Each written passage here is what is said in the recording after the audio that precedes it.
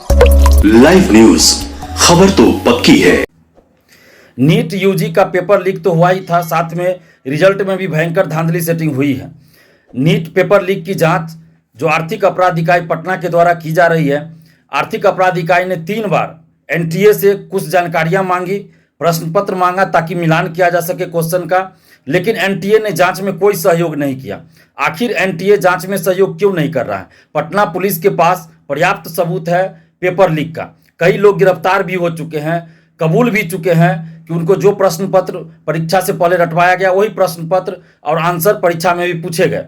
तो आखिर एनटीए आर्थिक अपराध इकाई को जांच में सहयोग क्यों नहीं कर रहा? इसके अलावे 14 जून को रिजल्ट आना था, लेकिन जब 4 जून को पूरे देश की नज़र, पूरे देश की मीडिया की नज़र लोकसभा चुनाव के परिणामों पर था, उसी दिन अचानक से शाम में नीट यूजी का रिजल्ट आखिर क्यों जारी किया गया? तो इन सब चीज़ों को देखकर लगता है कि नीट परीक्षा में जो धांधली सेटिंग हुई है और पेपर लीक हुआ है, इसमें कहीं ना कहीं एनटीए के अधिकारी भी संलिप्त है, क्योंकि परीक्षा से कुछ दिन पहले भी विंडो खोला गया था और कुछ लोगों ने उसमें भी फॉर्म भरा। तो ये भी एनटीए को जारी करना चाहिए आंकड़ा कि जो स्पेशल विंडो खोला गया उसमें किन लोगों ने फॉर्म भरा और उनको कितना मार्क्स आया। इन सारी घटनाओं को अगर देखते हैं तो ऐसा लगता है कि एनटीए कहीं ना कहीं पेपर लीक और धांधली सेटिंग में संलिप्त है। इसकी सीबीआई जांच होनी चाहिए और जो भी दोषी हो उन सभी पे कठोर कार्रवाई होनी चाहिए और इस पूरी परीक्षा को रद्द कर फिर से नीट की परीक्षा आयोजित होनी चाहिए। और नीट परीक्षा पेपर लीक में जो कुछ लोग पकड़े गए हैं उसमें से ऐसे भी कुछ लोग हैं जो बिहार में टीआरई 3 शिक्षक भर्ती पेपर लीक, सिपाही पेपर लीक में भी संलिप्त पाए गए।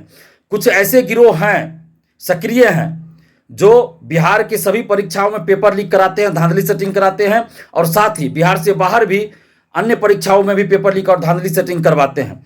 इसलिए अब यह आवश्यक है कि ऐसे गिरोहों पर जो पेपर लीक और धांधली सेटिंग में संलिप्त रहते हैं कठोर कार्रवाई किया जाए और बिहार में भी जो दरोगा बहाली, बीएसएससी, सिपाही और टीचर बहाली का जो बीपीएससी टीआरई 3 का पेपर लीक हुआ, बीपीएससी सिविल सेवा का पेपर लीक हुआ, तो इन सब मामलों में कुछ ऐसे लोग हैं जो कॉमन है, जो सब में संलिप्त रहते हैं।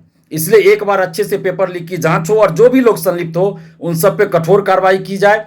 6 महीना से 8 महीना के अंदर स्पीडी ट्रायल करके सजा दिलाई जाए, साथ ही उनकी सारी संपत्ति को जब्त किया जाए। जो ऐसे मामलों में संलिप्त रहते हैं उनकी सारी संपत्ति जब्त किया जाए। अभ्यर्थी अगर कोई है तो उसको 7 साल, 8 साल, 10 साल के लिए प्रतिबंधित किया जाए।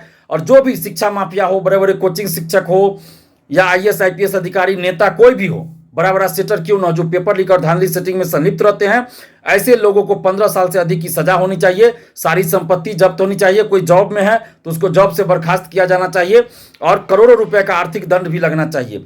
और जब तक ऐसा नहीं होगा तब तक पेपर लीक और धांधली सेटिंग जैसी घटना नहीं रुकेगी। ये बिहार सहित देश भर के करोड़ों युवाओं के भविष्य के साथ खिलवाड़ है। इसलिए सरकार को, चाहे वो बिहार सरकार हो या केंद्र सरकार हो या अन्य राज्य सरकार हो, सबको इस पेपर लीक और धांधली सेटिंग के मामले पे संवेदनशील होना चाहिए और कठोर कार्रवाई करनी चाहिए। लाइव न्यूज, खबर तो पक्की है।